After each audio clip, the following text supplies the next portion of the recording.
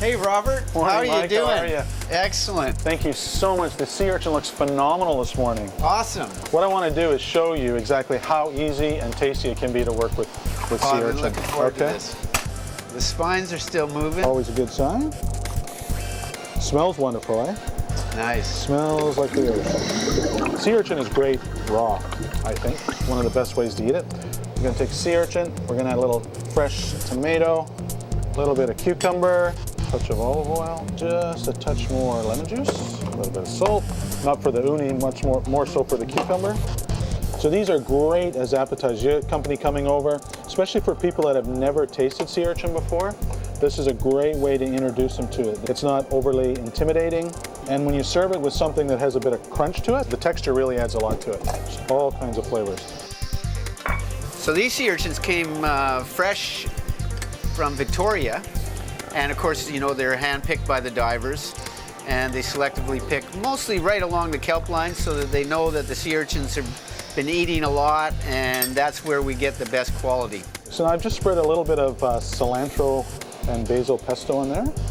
Gonna do a little sweet red onion, a little bit of sherry vinegar, and a little bit of salt, a little bit of olive oil. I'm using the red onion for sweetness and for texture. The first place that most people get to taste uni or sea urchins on sushi in Japanese restaurants and stuff. So just for that respect, we're going to do like a Japanese influenced one. Some sesame seed oil, a little bit of sweet white onions that we've marinated in a little bit of red wine vinegar, a little lime zest on that, and a touch of juice, just a touch. Put a little bit of Japanese mayo on there. And you can add and subtract whatever you want. What is important is that you don't add too much oil or too much vinegar that you overpower the sweetness and the freshness of the uni.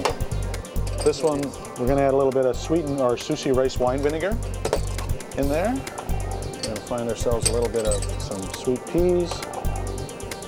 People will taste it and they're going to love it. Now I'm going to open up these green uni. Why I'm doing it like this is because I'm actually going to use the shell to present the garlic and squash soup in. It's actually going to be my bowl. Chef Wang is here to help with the heating up of the soup so as not to burn it. And essentially what the soup is, I've just done roasted garlic and I've added a little bit of squash, more so for color and a touch of sweetness than anything else. So I'm just going to add some of the sea urchin into here. This will help thicken the soup a bit. I just like extra sea urchin, but we have a saying, you can never have too much sea urchin, especially in soup. And we're just going to pour that into the shell. Now with the big red ones, they actually move when I do that. That it's so fresh. Little garnish, and it doesn't get any better than that. What we're going to do with sea urchin now is use it as a component in a dish. So it's going to be the vinaigrette for some halibut cheeks. I'm going to cook a little halibut cheeks here. Let's get them in the pan. Really, really hot pan. We'll put the whole cherry tomatoes in there. They're going to start to scorch, and then we're going to add a little bit of olive oil. We're going to make them pop and let all these juices come out. A bit of garlic, slices of shallots. Toss it a bit. Let them pop. I'm going to flip the halibut cheeks. Some fresh oregano. So you don't need to toss it around too much. And this is the point where we're going to add the urchin. This is the very last stage because we don't want to overcook the urchins. We got some nice sea urchin right here. And we're just going to pop them into the vinaigrette like so. And then give them a quick toss. Hit the vinaigrette with some fresh lemon juice. And then we're good to serve it. Now we're just going to put our little halibut cheeks on the plate, nice and simple. Some sea urchin and cherry tomato vinaigrette. Just drape the warm sea urchin over there. And obviously some of these roasted cherry tomatoes, making sure to get a little bit of all that juice that's in there in the pan. Some oregano, and there you go. Tojo, I got you the fresh uni. That's live uni? Live uni, fresh off the boat. Yeah, thank you very much. Caught in Victoria. I like to show to, people never see the whole uni. So I use for this one, for this shell, everything, okay?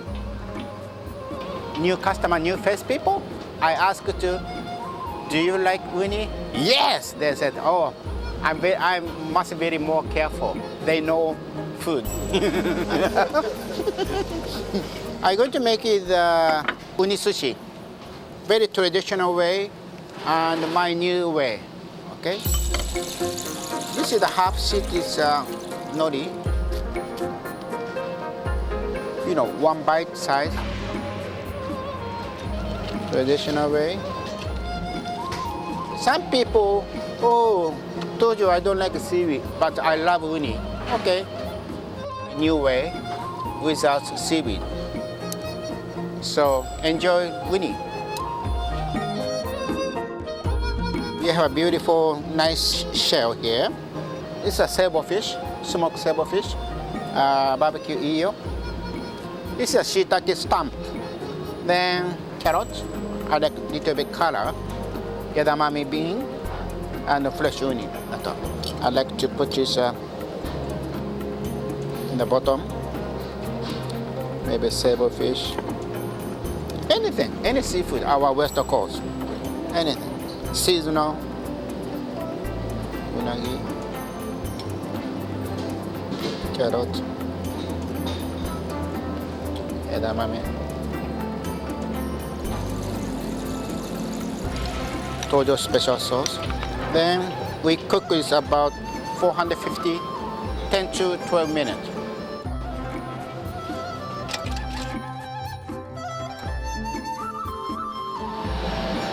This is good for breakfast too. I make the sauce. This is we call dashi, fish stock. Cooking wine, soy sauce, sake. So I cup is a 4 whole egg, dashi, cooking wine, soy sauce, and a little bit salt. Okay. Before cook this omelette, we make a sauce, you know, little bit starch. Okay. Onion, uni, medium, not well done, so.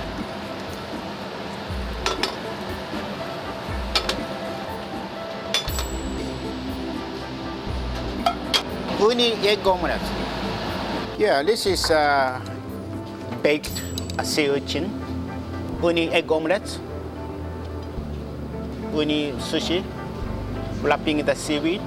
New way without seaweed. So enjoy uni.